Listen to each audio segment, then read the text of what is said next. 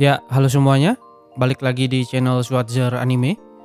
Di video kali ini, kita akan membahas ending dari serial Ino Battle sesuai dengan request dari salah satu subscriber di channel ini kemarin. Untuk anime Ino Battle mengadaptasi volume 1 sampai 7 dari light novelnya. Cuma untuk volume 6 itu di skip ya di animenya. Jadinya cuma volume 1, 2, 3, 4, 5, dan 7 doang yang diadaptasi. Anime dan light novelnya sendiri ternyata cukup beda. Bahkan ada cerita yang muncul duluan di animenya, tapi di light novelnya sendiri baru muncul di bagian akhir. Nah, seperti apa bedanya? Langsung aja kita bahas.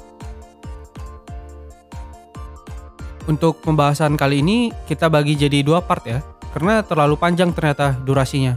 Hampir 40 menitan kalau digabung jadi satu video. Ini juga jadi alasan kenapa upload videonya telat, karena biar bisa upload barengan 2 part langsung. Seperti biasa, kita mulai dari breakdown semua versinya dulu ya.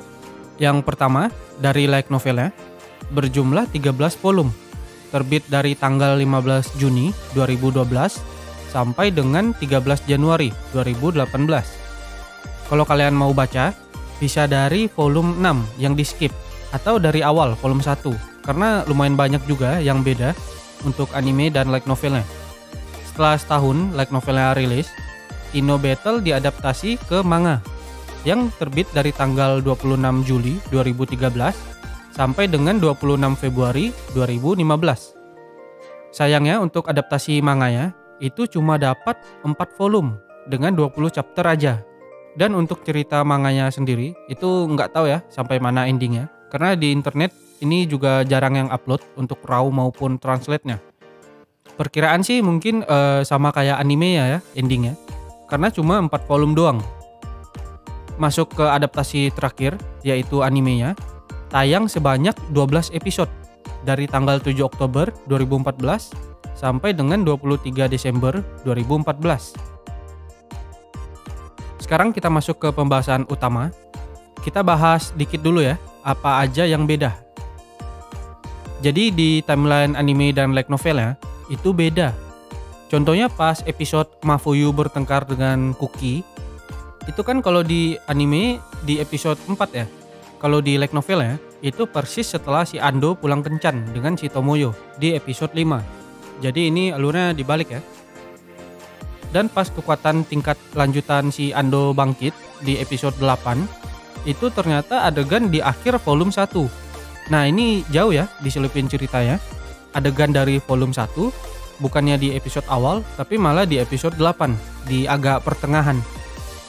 Ada juga adegan yang gak ada di animenya, di mana si Sayumi, si senpai ketua klub, pergi ke rumahnya si Ando pas libur musim panas. Nanya tentang hubungan Ando dengan Sagami.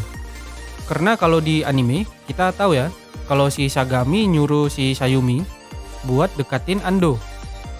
Habis itu kalau di light novel ya, si Chifuyu ngasih boneka lumba-lumba yang mereka menangin pas kuis di kolam renang. Nah itu dikasih ke Ando sebagai hadiah terima kasih atas kejadian di masa lalu. Nah jadi ternyata dulu pas SMP, si Ando pernah pergi ke game center bareng Hatako, ngabisin uang lumayan banyak di Crane Game buat dapetin boneka untuk Hatako. Setelah akhirnya dapat satu boneka dan ngabisin banyak uang, ternyata datang Chifuyu sama bibinya, yang mana adalah guru pembimbing klub Ando di SMA. Nah di sini si guru dapat bonekanya dengan mudah karena udah banyak posisinya yang berubah sehabis dimainin sama Ando berulang kali tadi. Bonekanya pun dikasih ke Chifuyu sebagai hadiah, yang mana selalu doi bawa setiap hari. Sehabis itu, si guru dan Chifuyu bilang makasih ke Ando karena posisi bonekanya yang gampang. Dan akhirnya mereka pun pamit pergi. Selain itu, ada juga adegan original animenya, yang mana nggak ada di light novelnya. Cerita original ini adanya di episode 12, yang mana tubuhnya si Kudo, sang ketua OSIS, itu diambil alih sama mantan anggota F, yaitu organisasi musuhnya Hajime ya. Di sini juga dimana Ando pertama kali makai kekuatan tingkat lanjutan dia ya, yaitu Dark and Dark of the End, yang mana bisa ngebakar tangannya sendiri dan nggak bisa padam apinya. Nah di sini ada yang menarik nih. Jadi kalau kita lihat di anime, itu si Ando pertama kali pakai kekuatan tingkat lanjutan dia itu di episode 8 ya. Ternyata di light novelnya Dark and Dark of the End baru muncul di volume 11. Gila, ini jauhnya beda ya. Jauh banget malah. Ternyata di animenya duluan muncul kekuatannya, baru setelah itu di volume 11 light novelnya. Mungkin ini easter egg si pengarang ya, yang nyuruh bikin cerita original di animenya. Sekarang untuk volume 6 yang di skip. Di volume ini, ceritanya berfokus tentang masa SMP-nya si Ando, di mana dia mulai berteman dengan Sagami dan Tamaki. Tamaki ini nggak tampil di anime, cuman ada cameo-nya aja pas di episode terakhir, di belakang Sagami. Doi adalah mantannya Sagami. Mereka dulunya pacaran pas SMP. Di volume ini nggak ada yang terlalu penting sih, cuma permasalahan pertemanan si Ando, Sagami, dan Tamaki. Di mana Tamaki ternyata selingkuh dan Sagami mutusin. Terus di sini Ando pun ngerasain dihianati dan akhirnya pergi ke rumahnya Hatako. Sebenarnya pas Ando dan Tomoyo kencan di anime, itu mereka ada ketemu sama Tamaki, tapi cuma nyapa doang. Oh ya, ternyata Sagami dan Tamaki ini adalah anggota grupnya Hajime, kakaknya Tomoyo. Sagami ini nggak ada kekuatan atau belum muncul lah ya, sedangkan si Tamaki ini ada. Di volume ini kita juga dikasih tahu kalau ternyata dulu pas SMP itu si Ando sempat mau berhenti jadi Chunibyo. Tapi karena ketemu si Tomoyo yang masih Chuni, yang dulu pakai wig putih dan rantai sepedanya rusak kayak di anime, itu si Ando akhirnya berubah pikiran dan nggak jadi berhenti jadi Chuni gara-gara perkataan si Tomoyo. Ini kalau di animenya nggak dikasih lihat ya. Kita cuma dikasih lihat kalau mereka ketemuan doang dan nggak ada cerita kalau si Ando mau berhenti jadi Chuni. Sekarang untuk kelanjutan ceritanya, kita pakai rangkuman aja ya biar lebih ringkas. Jadinya kita nggak bahas per volume tapi per arc. Yang pertama, kita mulai dari arc Festival Budaya. Setelah ending animenya, cerita berlanjut ke festival budaya di sekolahnya Ando dan yang lainnya. Di sini klub mereka, yaitu klub literatur, pengen mainin drama Romeo dan Juliet. Si Ando tentunya jadi Romeo ya, karena cuma dia doang yang cowok. Sedangkan untuk para anggota ceweknya, itu pada berebut pengen jadi Juliet. Pada akhirnya, si Ando yang milih sendiri, biar adil. Ando pun milih Chifuyu, biar yang lain nggak kelahi, karena ya masih SD ya. Tapi setelah beberapa hari kemudian, Chifuyu mengetahui alasan kenapa si Ando milih Doi, dan akhirnya depresi. Dan sempat nggak datang juga untuk latihan. Tapi akhirnya pada pas hari H, Doi akhirnya datang. Dan di sini saat pentas, Chifuyu nyium Ando beneran di bibirnya, yang mana bikin semua orang kaget. Ini ciuman pertama Ando ya, first kiss dia. Setelah itu, cewek-cewek yang lain pun pada marah. Terus ada juga orang yang nyoret judul poster dramanya, jadi Lolio dan Juliet. Ini ngakak ya. Lolio dan Juliet. Setelah pertunjukan, Ando dan Chifuyu istirahat berdua di ruang kelas. Dengan Chifuyu baring di pahanya Ando karena lelah. Si Ando bilang kalau mereka itu nggak perlu ciuman beneran. Terus Chifuyu nanya, apa karena aku masih kecil? Tapi si Ando balas, bukan karena itu. Tapi karena malu dan bilang kalau Ando bukan lolicon. Karena kalau lolicon itu kalau si anak ceweknya udah dewasa, rasa sukanya hilang ya. Tapi kalau Ando bakal tetap suka meski udah dewasa. Chifuyu pun senang dengan perkataan Ando dan akhirnya minta pelukan sama Ando. Masuk ke arc selanjutnya, yaitu insiden Root of Origin. Nah, jadi buat kalian yang lupa, Root of Origin ini adalah kekuatannya Sayumi, si senpai ketua klub. Setelah festival budaya, para anggota klub literatur ngundang si ketua OSIS, Kudo Mirei, yang juga punya kekuatan supernatural, buat liburan bareng di pantai buatan yang dibuat dengan kekuatan Chifuyu. Di sini mereka senang-senang main voli pantai sambil pakai kekuatan supernatural. Anggota yang lain juga senang melihat Sayumi dan Kudo main bareng, karena ini merupakan tahun terakhir mereka ya sebagai anak SMA kelas 3. Keesokan harinya, kekuatan Sayumi, yaitu Root of Origin, hilang kendali dan mengubah seluruh dunia. Hasilnya, Hatako berubah jadi yandere, Tomoyo balik lagi ke diri dia yang Chuni dulu, Chifuyu tumbuh jadi anak SMA, dan Kudo balik jadi cewek yang tergila-gila dengan cinta lagi, kayak di episode awal animenya. Mereka pada nggak sadar kalau diri mereka itu berubah. Yang sadar cuma si Ando dan Sayumi. Ternyata, pemicu hilang kendalinya kekuatan Sayumi itu ketika festival budaya kemarin, di mana Chifuyu nyium Ando. Sayumi jadi gelisah setelah kejadian itu, dan pengen ngutarain perasaan Doi ke Ando, tapi akhirnya nggak jadi karena takut. Doi pun akhirnya pakai kekuatannya buat ngembaliin semua hal jadi seperti semula. Nah, arti semula di sini ternyata ambigu. Jadinya semua orang itu berubah ke diri mereka yang mereka anggap normal. Contohnya kayak si Chifuyu yang tumbuh jadi cewek SMA ya. Karena bagi Chifuyu, hal ini adalah hal yang normal. Setelah berpikir buat ngembaliin semua keadaan seperti semula, Sayumi mutusin untuk ngutarain perasaan Doi ke Ando dan minta buat ketemuan di belakang gedung olahraga. Pas Sayumi meluk dan mau confess, diganggu sama Tamaki dengan kekuatannya, yaitu Lost Religia, yang mana bisa ngebatalin event atau kejadian yang menurut Tamaki terlalu bagus atau terlalu klise. Di sini, Tamaki ngungkapin kalau Doi adalah anggota kelompoknya Hajime, yaitu Fallen Black, dan langsung ngajak Ando buat bertarung one by one.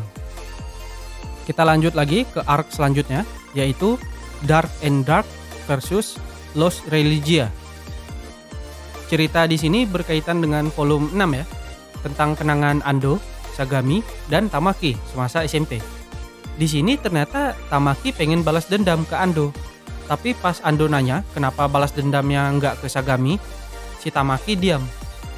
Karena seperti yang dijelasin tadi, si Sagami ya yang mutusin Tamaki. Terus si Ando bilang Tamaki pasti takut untuk balas dendam ke Sagami, karena Sagami udah nggak peduli apapun lagi tentang Tamaki. Mau dia balas dendam kek, nggak balas dendam kek, ya itu si Sagami nggak peduli sama sekali. Dan akhirnya Tamaki ngalihin target balas dendam Doi ke Ando, karena Ando bisa disakiti secara emosional. Ya karena ini Ando orangnya baik ya, peduli. Tamaki pun membenarkan apa yang dikatakan oleh Ando. Tamaki bilang kalau Doi udah berusaha sekeras mungkin buat jadi pacar idealnya Sagami, dan ngerasa nggak adil karena disalahkan hanya karena satu kesalahan.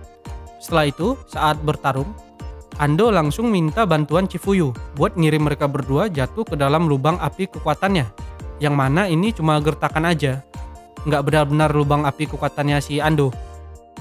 Dan akhirnya Ando pun menang karena si Tamaki pingsan duluan saat jatuh ke lubang api. Setelah pertarungan selesai, Sagami pun datang ke tempat mereka bertarung. Tamaki yang bangun sehabis pingsan langsung kaget ngelihat ada Sagami di situ. Sagami pun bilang kalau dia nggak akan minta maaf ke Tamaki, tapi dia berterima kasih karena Tamaki udah suka dan berusaha keras buat jadi pacar idealnya Sagami. Akan tetapi, mereka harus terus move on ke depan dan harus ngelepasin masa lalu. Tamaki pun akhirnya langsung nangis dan minta maaf sedalam-dalamnya ke Ando atas perbuatannya. Dan akhirnya mereka bertiga pun balik lagi jadi teman baik kayak dulu SMP. Beberapa saat kemudian, Tamaki pun tiba-tiba dilahap lubang hitam karena kalah dari Ando, dan kekuatan serta semua ingatannya tentang perang peri akan dihapus. Setelah itu, Hajime tiba-tiba datang, bilang kalau perang peri akan memasuki tahap akhir, di mana sekarang hanya tinggal 8 peserta yang masih tersisa. Sagami pun bilang kalau dia bakal ikut perang peri dan ngebangkitin kekuatannya, yaitu Innocent Onlooker, dan ngajak Hajime buat duel one by one demi melindungi temannya, yaitu Ando. Kita lanjut lagi ke arc selanjutnya, akhir dari perang peri. Di sini, Sagami bertarung dengan Hajime. Kekuatan Sagami ternyata bisa ngasih lihat musuhnya, penglihatan tentang masa depan mereka, di mana Ando juga bisa ngelihat masa depannya karena berada di dalam ruang lingkup kekuatan Sagami. Ada 4 masa depan yang kelihatan untuk Ando. Di tiap masa depan ini, Ando berpacaran dengan salah satu cewek dari klub literatur. Tiap masa depan ini kemungkinan besar akan terjadi. Cuma nggak ada yang absolut ya, bakal 100% terjadi. Jadi cuma kemungkinan doang. Setelah itu, Sagami pakai telepati ke Ando dan nyuruh Ando buat kabur. Hajime tiba-tiba langsung ngebanting badannya Sagami ke tanah dengan cepat, matahin beberapa tulang rusuknya Sagami. Di sini, Hajime jadi hilang kendali, dan Sagami berusaha buat jadi umpan biar si Ando bisa kabur. Tapi sayangnya, Sagami udah nggak bisa gerak lagi. Pas Hajime mau makai kekuatannya, yaitu Dark Hole, buat ngisap Sagami, Hitomi dan anggota lainnya dari Fallen Black datang buat ngelamatin Sagami dan berusaha menghentikan Hajime. Di sini Hitomi juga bilang kalau dia nganggap Ando sebagai rival cintanya. Ya, yang mana membuat Ando kebingungan ya. Mungkin di sini artinya Hitomi cemburu sama Ando karena si Hajime sangat tertarik dengan Ando. Sagami pun bilang ke Ando untuk kabur dan ngelindungi anggota klub literatur lainnya dan nyerahin sisanya ke anak-anak Fallen Black buat ngelawan Hajime. Setelah Ando kabur, Sagami masih terus ngabarin update kondisi terbaru via telepati tentang pertarungan dengan Hajime. Di sini juga Sagami ngejelasin semua hal ke Ando, mulai dari perang peri, para peri, kekuatan supernatural yang mereka dapat, dan tentang masa lalunya Hajime. Sayangnya, semua anggota Fallen Black berhasil dikalahkan sama Hajime. Sebelum telepatinya hilang, Sagami minta tolong ke Ando buat ngelamatin Hajime. Ando pun ngabarin semua anggota klub buat ngumpul di tempat karaoke. Saat semuanya udah ngumpul, Ando ngejelasin tentang situasi sekarang, tapi nggak ada yang percaya. Ando pun akhirnya manggil Ratiar buat jadi bukti ceritanya.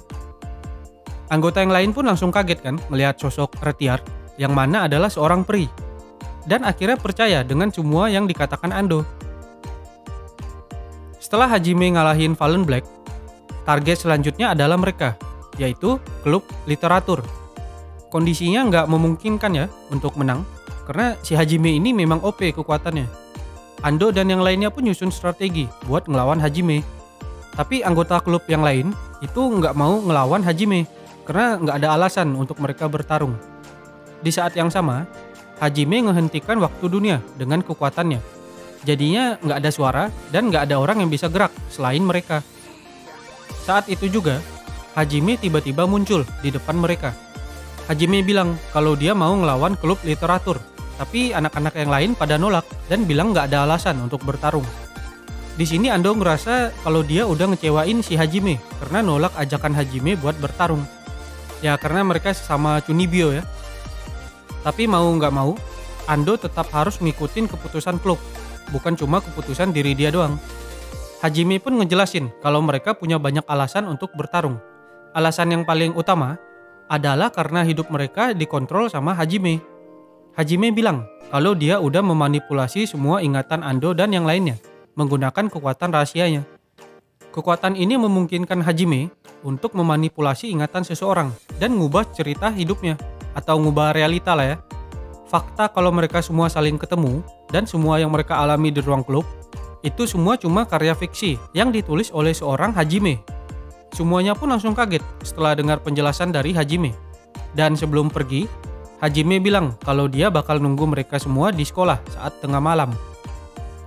Setelah Hajime pergi, semua orang terdiam dan suasananya pun jadi canggung, berat. Nggak ada yang bisa percaya dengan apa yang disampaikan oleh Hajime. Tapi Hatako dan Sayumi ngebuat Ando memperhatikan kalau banyak plot kosong dari kata-kata Hajime dari yang Hajime ceritakan. Yang mana artinya apa yang dikatakan Hajime kemungkinan besar adalah bohong. Nggak mungkin mereka semua adalah karakter fiksi yang dikarang oleh Hajime. Tomoyo dan Chifuyu pun setuju dengan pendapat Hatako dan Sayumi. Mereka nggak bisa buktiin kalau yang dikatakan Hajime itu bohong, tapi mereka juga nggak bisa ngebuktiin kalau yang dikatakan Hajime itu nyata. Tapi alasan yang paling utama adalah mereka semua nggak mau percaya kalau semua perasaan mereka itu fiksi. Ando pun mutusin buat nggak percaya sama ceritanya Hajime. Setelah berpikir tentang alasan kenapa Hajime bohong, akhirnya Ando sadar apa yang ada di pikiran Hajime. Ando pun bilang pengen ngelawan Hajime sendirian. Jadi dia nyuruh Hatoko, Sayumi, dan Chifuyu buat keluar dari perang peri. Ando cuma ngebiarin Tomoyo untuk ikut, karena Doi adalah adiknya Hajime dan punya hak untuk ngelihat pertarungan. Sekian dulu untuk video part 1 dari spoiler ending Ino Battle kali ini. Setelah ini langsung aja kalian gas nonton video part 2-nya ya. Mumpung masih fresh juga di otak. Sampai jumpa lagi di video part 2 tentang siapa cewek yang dipilih Ando.